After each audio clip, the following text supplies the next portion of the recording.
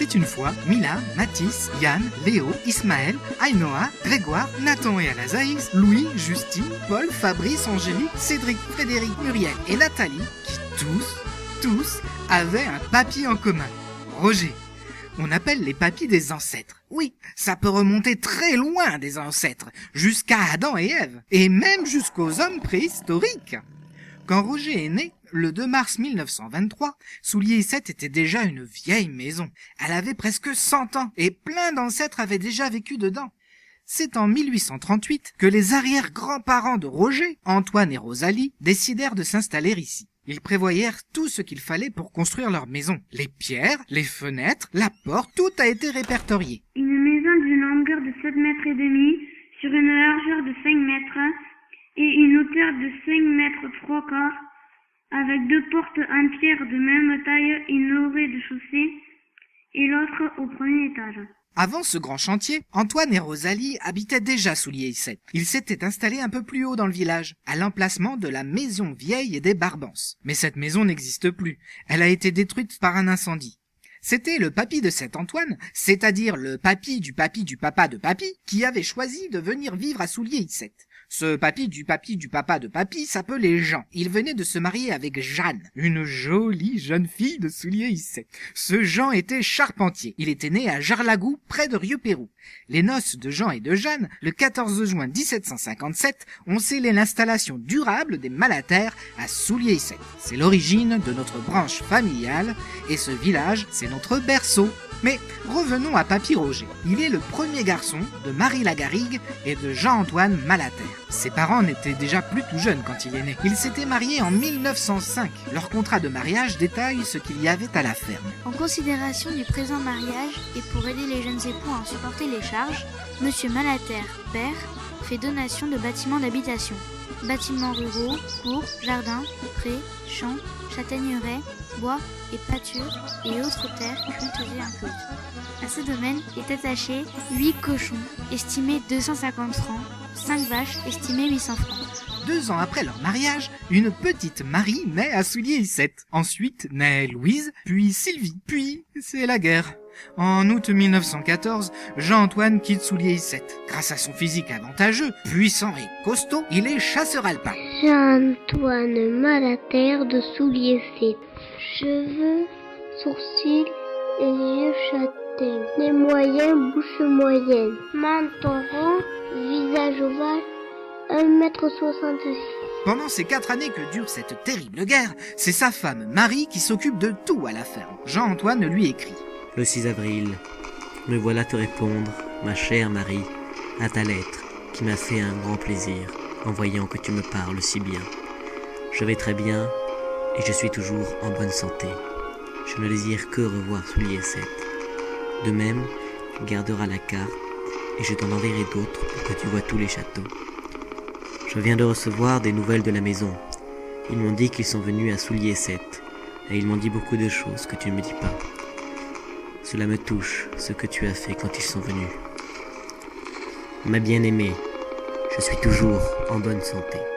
Jean-Antoine revient en 1919 et les bébés naissent à nouveau à Soulier-Issette. Adrienne, Roger, le 2 mars 1923. Demain 1923, à 7h, est né dans cette commune un bébé de sexe masculin. S'appelait Roger, Marius, Jacques, Joseph. Et enfin, le petit frère Michel. Papy Roger avait donc 4 grandes sœurs pour le câliner et un petit frère pour jouer et se chamailler. C'était génial. Quand papy était petit, on ne parlait pas français à la maison. Punchoun, Saint-Roger, Poudrelet des Célestins de Soulier-Issette. Quand papy était petit, la maison ne ressemblait pas encore exactement à ce qu'elle est aujourd'hui. Roger et Simone vont la moderniser et construire un nouveau hangar pour garer leur tracteur tout neuf. Quand papy était petit, il allait à l'école à pied, chaussé de sabots. Quand papy était petit, pas d'automobile, pas de téléphone, pas de télévision ni d'ordinateur, pas de chauffage non plus. Après l'école et pendant les vacances, les enfants aidaient beaucoup leurs parents à la ferme. Du matin jusqu'au soir, au moment de l'histoire où l'on se racontait les temps anciens. Quand Papy Roger est devenu jeune homme, il a commencé de travailler à la ferme. Papy, ça lui plaisait de soigner les bêtes. À Soulier-Seth, à l'époque, on élevait des cochons que l'on vendait pour gagner de l'argent. Plus tard, Papy Roger va choisir de produire des pommes de terre. En attendant, avec cet argent, Papy allait faire quelques courses à l'épicerie de la Salvetat. Ça lui plaisait aussi beaucoup les courses le dimanche, parce qu'à l'épicerie, souvent, il y croisait une belle jeune fille. Elle était la bonne des épiciers de monsieur et de madame Issali. Cette jeune fille se prénommait Simone. Quand Jean-Antoine, le papa de Papy, est mort, Papy avait 20 ans. Et en cette année 1943, la France avait perdu une nouvelle guerre contre l'Allemagne. Et lorsque les garçons avaient 20 ans, ils étaient obligés d'aller travailler en Allemagne. Ce travail obligatoire s'appelait le STO. C'était novembre quand Papy devait partir en Allemagne. Les gendarmes sont venus le prévenir. Roger, il faut que tu fasses ta valise pour partir illico au STO. Il fallait d'abord prendre le bus à la Salvetat pour aller en Allemagne. Mais Papy n'ira jamais en Allemagne, car en arrivant à Soulier-Seth, avec son vélo et son barda, un ami lui a dit qu'il pouvait faire le STO aux mines de Carmaux. Ni une ni deux, Papy regrimpe sur son vélo et direction Carmaux. C'était tout de même plus proche de Soulier-Seth. Enfin, Papy ne part pas exactement tout de suite, parce qu'il aperçoit Simone. Et si ce jour-là il était triste de quitter précipitamment Soulier-Seth, il a tout de même eu la présence d'esprit de vraiment parler à Simone pour la première fois. Simone, il me faut une savonnette pour partir au STO. Je n'ai pas eu le temps d'en prendre une à la maison. Et c'en était fait de leur histoire à ces deux-là, et de la nôtre.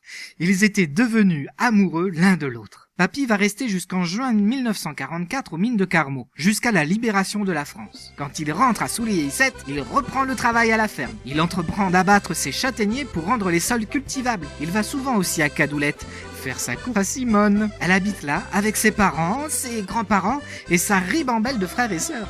Oh, la maman de Roger n'est pas contente. Simone, elle est bien jolie, mais elle a beaucoup de petits frères et de petites sœurs, et son père n'est pas paysan.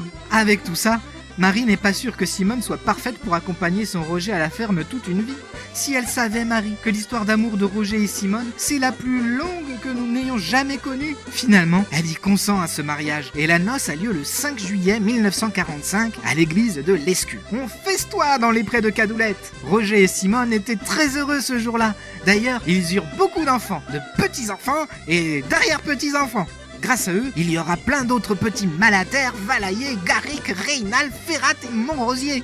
À Soulier-Seth, il n'y aura peut-être plus de Malater, mais aucun de nous ici n'oubliera cette fabuleuse histoire. Et en place pour le gigue.